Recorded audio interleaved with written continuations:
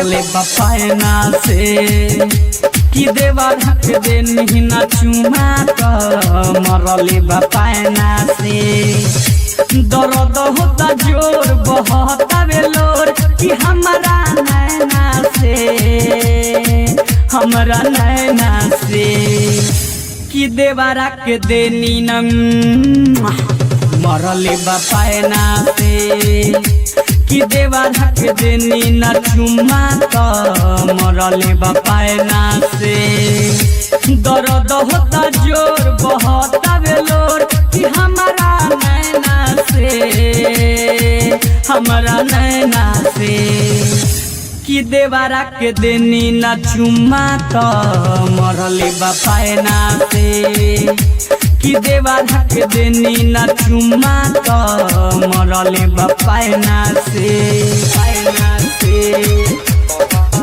पायना से पायना से पायना से। Music by Pappu सुनादित्य।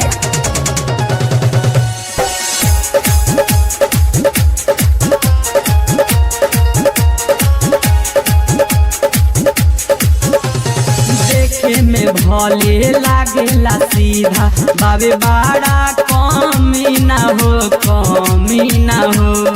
ऐसा न मरले बाबे सैया उखड़ल बा अभिले चिन्हा हो बाबे खखुआइल रहता पगलाइल आइल जब चैना से आइल घर चैना से कि देवा रख दे नीना चुमा तो मरले बपायना से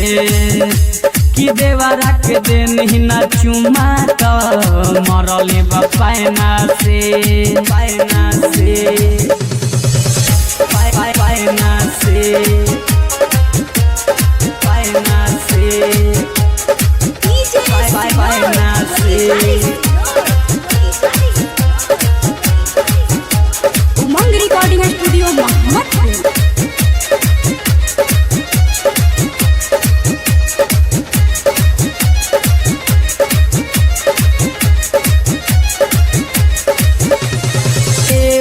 राजू राजा पप्पू आजा हाली घर हो करती बड़ा चंचलावा बोली न पूछू डरे हो करेला रोज बवाल भइल बुरा हाल देखिले मुँह आयना से कि देवा रख दे नीना चुमा तो मरले बपायना से कि देवा रख दे नीना चुमा तो मरले बपायना से दर्द होता जोर बहता बेलोर कि हमारा नैना से कि देवा रख दे नीना मरले बपायना से कि देवा रख दे नीना चुमा तो मरले बपायना से पायना।